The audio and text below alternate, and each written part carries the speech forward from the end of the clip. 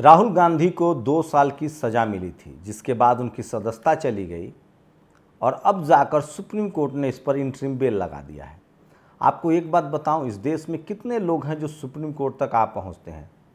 सोचिए, एक साहनी जी हैं, 2 बार सांसद रहे, आरजेडी के विधायक थे, उनको भी एक केस में सज़ा हो गई और उनकी भी सदस्यता का मामला सुप्रीम कोर्ट में है। इसी तरह से लालू यादव की सदस्यता चली गई।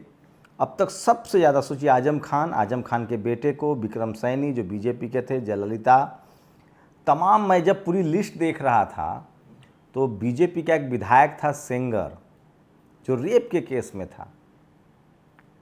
सोचिए, ये कानून कितना खतरनाक है कि इसमें प्रधानमंत्री को भी एक लोअर कोर्ट का जज चाहे और कोई आदमी शरारत करके कोई भाषण का एक कंप्लेंट डाल दे, एक एफआईआर डाल दे और लोअर कोर्ट का जज चाहे तो प्रधानमंत्री को सज़ा दे सकता है और उनकी प्रधानमंत्री भी वो नहीं रहेंगे, उनकी सदस्यता भी चली जाएगी।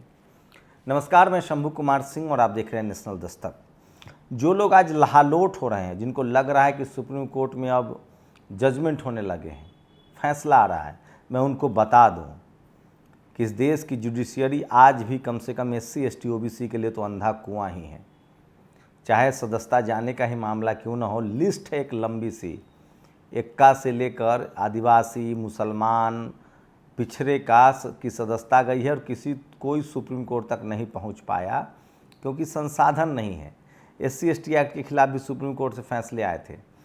OBC रिजर्वेशन का फैसला सुप्रीम कोर्ट में चला गया और लेकिन उसमें क्रीमी लेयर लगा दिया गया। लागू तो हुआ लेकिन उसके दांत और हाथ पैर सब तोड़ दिए गए, क्रीमी लेयर लगा दिया गया। उसके बाद सोचिए, OBC के न्यूट्रल जज को लेकर एक जब OBC का युवा गया तो उस पर जुर्माना लगा दिया गया। अयोध्या में राम मंदिर विवाद में एक भंते गए तो सोचिए, उनको डांटा गया, हाउ डेयर यू, जुर्माना लगाया गया। अभी भी गया के बुद्धिस्ट टेम्पल का मामला चल रहा है। ज्ञान वापी में अभी भी बुद्धिस्ट गए हैं कि इस पर सर्वे में हमें बुद्धिस्ट को ही पार्टी बनाया जाए। एक फैसला जो पेरियार ललई सिंह यादव ने सच्ची रामायण का लड़ा था, वो सुप्रीम कोर्ट से उनको जीत मिली थी। तो ये लंबी फहरिस्त है और इसीलिए मैं कह रहा हूँ कि मैं किसी भी कीमत पर कोलेजियम सिस्टम जब तक ठीक नहीं होता है तब तक ये सारे सवाल चलते रहेंगे। अब बात राहुल गांधी की जीत को आप कैसे देखते हैं? अभी पूरे मामले पर सुप्रीम कोर्ट में फैसला आना है। राहुल गांधी को राहत मिल गई है, वो फिर से मेंबर ऑफ पार्लियामेंट हो जाएंगे, उनका घर मिल जाएगा। लेकिन सोचिए, ये कई सवाल खड़े करते हैं। सबसे पहला सवाल बीजेपी पर, क्या बीजेपी का वक्त अब जा चुका है? वही हालत बीजेपी की हो रही है जो 2009 के लास्ट में, 2009 में आई, 2014 में मनमोहन सिंह की सरकार को होने लगी थी, जो दूसरी बार आए थे। एक बैक टू बैक झूठे केसेस में, कोयला 2G 3G घोटाले के झूठे मामले में बैकफुट पर गई सरकार, भद पिटी। क्या नरेंद्र मोदी की सरकार की भी वही स्थिति हो रही है? एक के बाद एक उनके झूठ पकड़े जा रहे हैं।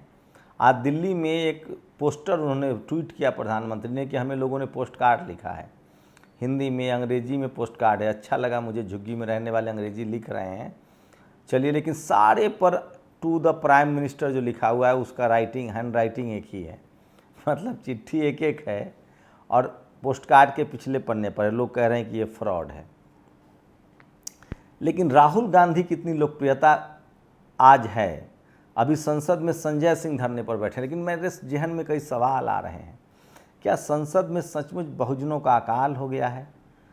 एक बहुजन नेता नहीं है उस संसद में जिसमें शरद यादव थे, उस संसद में जिसमें लालू यादव, उस संसद में जिसमें कभी नीतीश कुमार, उस संसद में जिसमें मायावती, उस संसद में जिसमें रामविलास पासवान, उस संसद में जिसमें मुलायम सिंह यादव, मायावती, मान्यवर कांशीराम साहब थे, जो समाज के मुद्दों पर बोलते थे और इनकी तूती बोलती थी।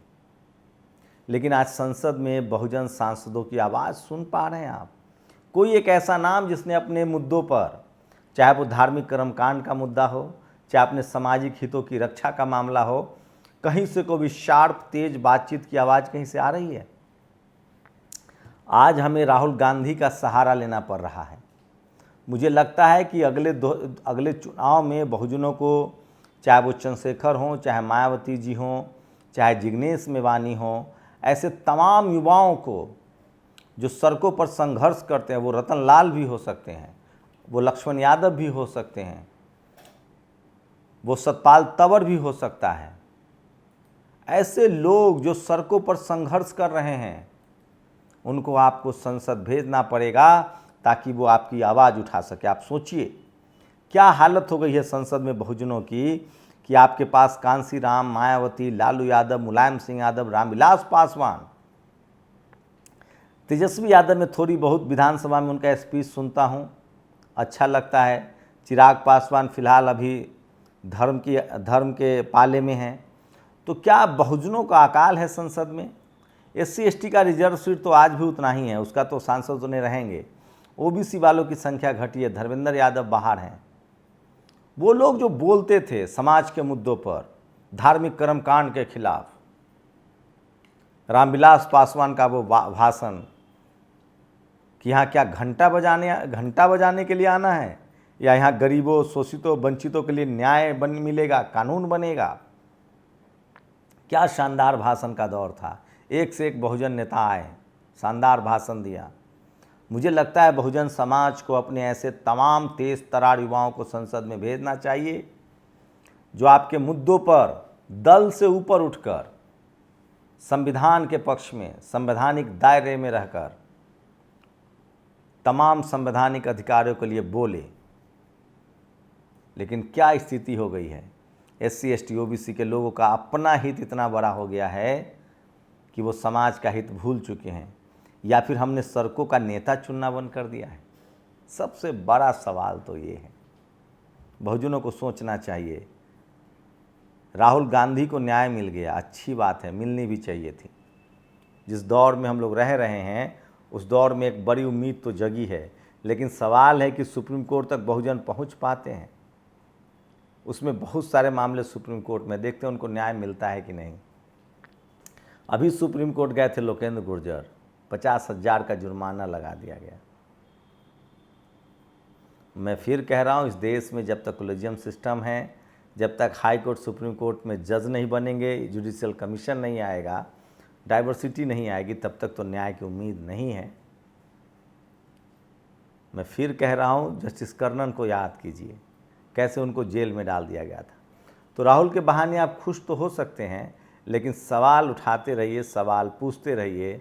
सवाल है कि अफजल अंसारी और मिस्टर फैज़ल, आज़म खान, उनका बेटा अब्दुल्ला खान, विक्रम सैनी और अनिल सहनी, इन तमाम लोगों को क्या न्याय मिलेगा? क्या ज्ञान वापी पर अगर सर्वे हो रहा है तो क्या बुद्धिस्टों की मांग पर मंदिरों के सर्वे के फैसले आएंगे? मुझे लगता है बहुजनों के खिलाफ सारे फैसले कोर्ट से ही आते हैं।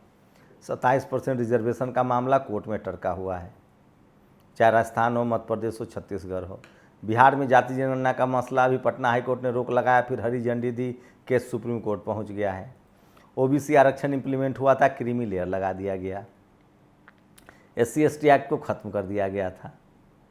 तो ये सारा सवाल है। न्यूट्रल जज की मांग पर 50,000 का जुर्माना है। अब देखते हैं जाति जनगणना पर सुप्रीम कोर्ट क्या कहता है।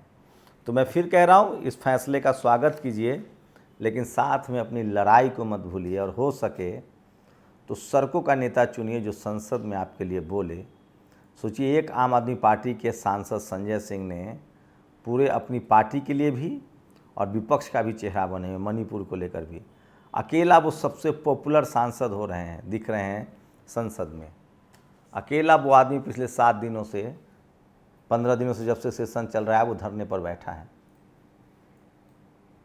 मुझे लगता है कि इस देश में बाबा साहेब ने जो हमें संविधान दिया है, बाबा साहेब ने जो हमें संवैधानिक अधिकार दिया है, उसको बचाने के लिए बहुजन समाज को अपना तेज तरार सड़कों का नेता चुनना चाहिए। चाहे वो लोटन राम निषाद भी हो सकता है, वो बीजेपी की सांसद थी पिछली बार, जिसको पार्टी ने बाद में निकाल दिया, वो राजकुमार सैनी हो सकता है। ऐसे लोगों को चुनना पड़ेगा जो सड़कों पर दहाड़ते हों। मुझे तो लगता है बामन मिश्राम को संसद में भी भेजना चाहिए। बहुजन समाज को सोचना चाहिए, उन तमाम लोगों को जो दिन रात सड़कों पर संघर्ष कर रहे हैं, चाहे वो किसी फील्ड में हो, उनको संसद भेजिए, क्योंकि संसद में बहुजनों की आवाज़ मौन हो गई है। इसलिए हमें राहुल गांधी का सहारा लेना पड़ रहा है। हमें मायावती, मान्यवर कांशीराम साहब, मुलायम सिंह यादव, मायावती जी, लालू यादव, नीतीश कुमार, रामविलास पासवान, शरद यादव, इनकी परंपराओं को आगे बढ़ाने वाला सड़क का नेता चाहिए, जो सड़कों पर पला बढ़ा हो, जिसने सारे मौसम की मार सहा हो, धूप भी, कभी छाँव भी, कभी बरसात भी। सोचिएगा ज़रूर। शुक्रिया।